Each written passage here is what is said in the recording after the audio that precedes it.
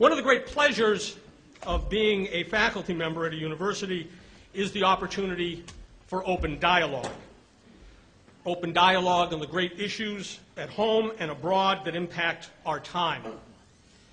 We expect and we relish spirited discussion during such occasions, but we also have the highest expectation for civility and respect. It is no secret that UC Irvine is a hot spot when it comes to Israel. And that is why we're so proud to have here His Excellency, Ambassador Michael Oren, here with us tonight. Ambassador Oren is an academic. A graduate of Princeton and Columbia, Ambassador Oren has received fellowships from the U.S. Departments of State and Defense, from the British and Canadian governments. He has been a visiting professor at Harvard, Yale, and Georgetown.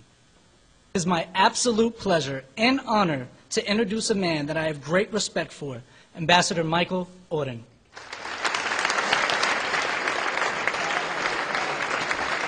Thank you all, Shalom. It is a great delight to be back at UCI. I spoke here about 5-6 years ago to a somewhat smaller gathering. It is a great honor to address such a diverse crowd, both of students and community members. A great opportunity for me. It is a source of frustration that as a person who spent much of his life speaking Hebrew... Propagating murder is not an expression of free speech.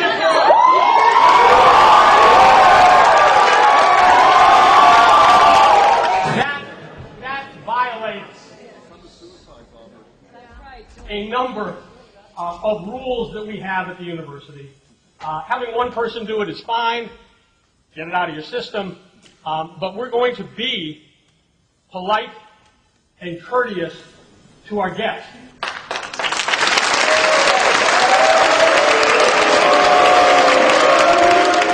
We have an opportunity here to exchange ideas.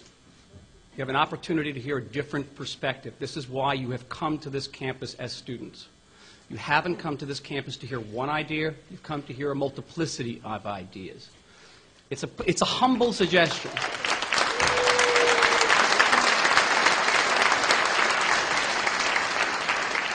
It is one of the inestimable values of education in this country, that you have that opportunity.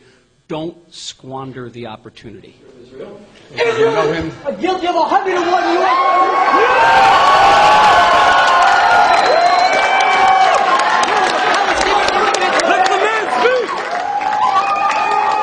This is Irvine, California. You have a point of view. We would all appreciate it if you would ask good questions. And as the person who's going to call on people, I guarantee that if you raise your hand, I will allow you to ask a question when the ambassador has finished speaking. Ambassador? It's not London, it's not Jerusalem, but it's also not Tehran.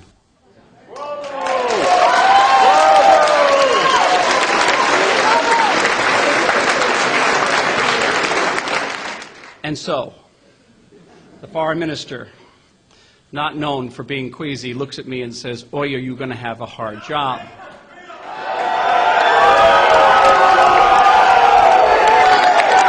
Shame on all of you! All you did today was embarrass yourself and the university.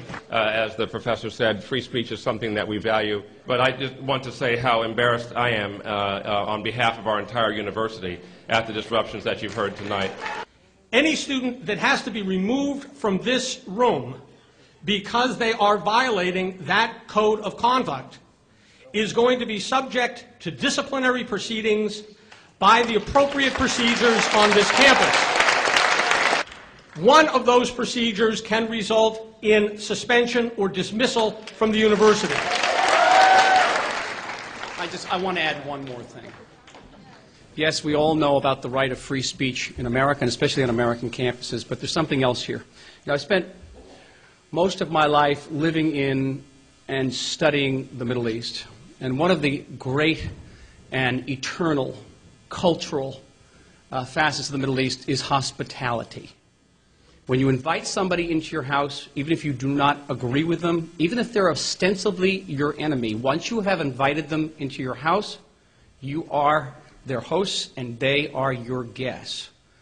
I'm your guest here, and I'm asking for the Middle Eastern hospitality to your guests. I've come into your house. You are my host.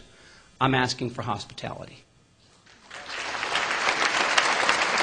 I knew that the origins of that relationship went very, very far back, close to 400 years to the first...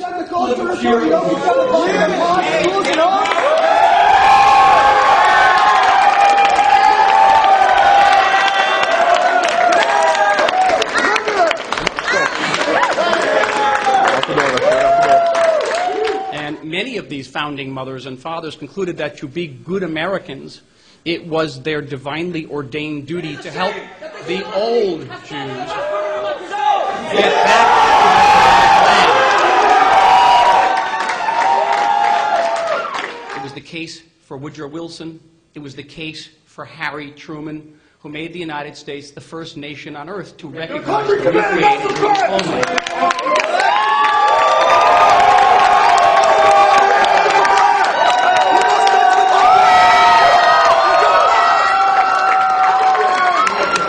U.S.'s relationship is the most multifaceted, multi-layered, deepest alliance this country has had with any foreign nation in its post-World War II period.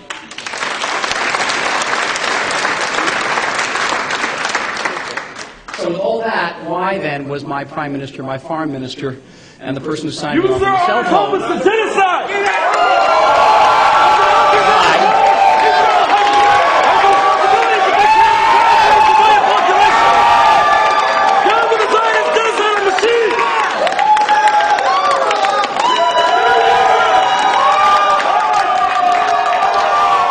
Individuals who are leaving the office, leaving the room, Chief Hennessy, are also being arrested. And the Israeli people had gone to the polls. And they had elected... Propagating murder is not an expression of freedom!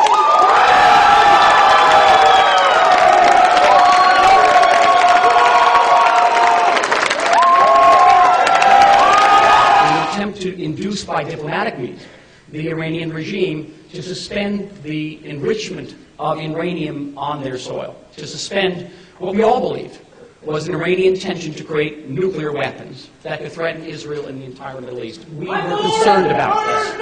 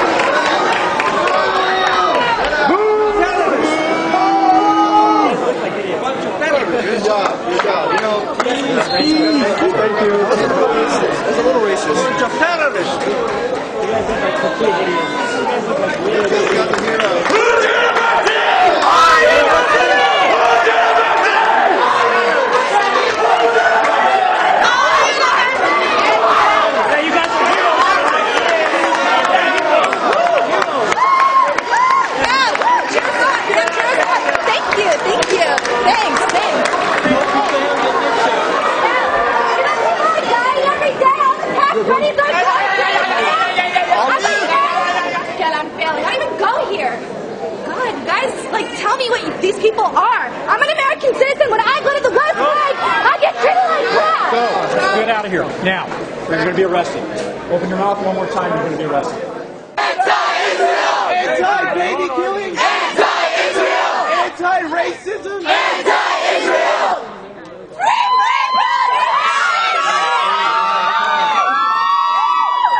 You guys are all women. I know that you're going to think this is strange, but I really wish they had stayed.